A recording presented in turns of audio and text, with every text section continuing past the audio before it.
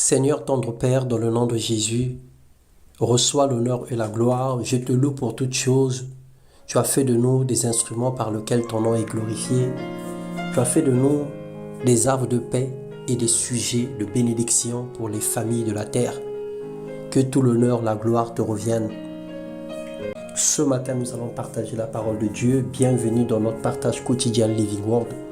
Le thème de notre exhortation ce matin, de toi peut-il venir quelque chose de bon? Nous allons lire dans Jean, le chapitre 1, le verset 45 à 46. Philippe, à son tour, alla voir Nathanaël et lui dit, « Nous avons trouvé celui dont Moïse a parlé dans la loi et que les prophètes ont annoncé, c'est Jésus, le fils de Joseph de la ville de Nazareth. » Répondit Nathanaël, « Que peut-il venir de bon de Nazareth? Viens et vois toi-même, répondit Philippe. » Mon frère, ma soeur, de là où tu es, de là où tu es né, de ton quartier, de ta ville natale, de ton pays, de certains endroits de ta vie, à l'école primaire, au collège, au lycée, à l'université, certainement, des personnes qui t'ont connu dans le passé ont du mal à reconnaître ton présent et certains ont même du mal à imaginer ton futur. Parce que l'homme considère à ce qui frappe à l'œil, mais Dieu regarde au cœur. Et le Seigneur qui nous a créés, il a pour nous les projets de bonheur et de paix pour nous donner un avenir et de l'espérance. Lorsque les hommes s'étonneront de notre avenir radieux, mais le Seigneur, il connaît le potentiel qu'il a déposé en tout un chacun et il sait là où il est en train de nous emmener. C'était un encouragement. Nazareth était une ville sans valeur, une ville pauvre, une ville de Galilée négligée, jusqu'à ce que Jésus entre et commence à faire ses merveilles. Jésus a guéri les malades, il a ressuscité les morts, il a transformé les vies. Il a fait plein de choses dans ses contrées et dans ses alentours. Mais malgré tout, les habitants et les proches n'y croyaient pas à l'expansion de Nazareth. Pour les habitants de Nazareth et pour les personnes qui vivaient tout autour de Nazareth, rien de bon ne pouvait y arriver parce que c'était une ville, on va dire, une ville morte, une ville là où il n'y avait rien de bon. Aujourd'hui, tu es Nazareth spirituel. Au départ, ta vie était vide et informe. Mais lorsque Jésus l'a traversé, lorsqu'il est rentré dans ta vie, il a changé ta situation. Il t'a guéri et il bouleverse l'histoire de ta vie. Le Seigneur est venu donner un sens et une forme à ta vie. Il est venu donner du goût à ta vie. Il est venu donner un sang nouveau et un vin nouveau. L'Éternel seul est celui qui élève et celui qui abaisse. Il est celui seul qui dépouille et qui enrichit.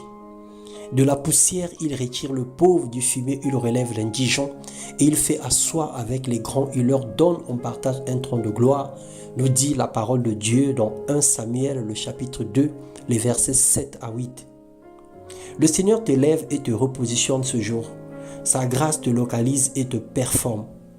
Arrête de te déconsidérer, arrête de penser que tu es inutile parce que tu as de la valeur et du prix aux yeux de l'Éternel. Tu es inestimable, plus précieux que l'or. Tu es l'argile entre ses mains et c'est lui qui décide de te donner la forme qui lui plaît. Le Seigneur, lorsqu'il a créé toutes choses à la fin de la création, la Bible dit que Dieu vit que tout ce qu'il avait fait était bon et il s'est reposé le 7e jour. Tu es l'œuvre de Christ, tu es l'œuvre de la création.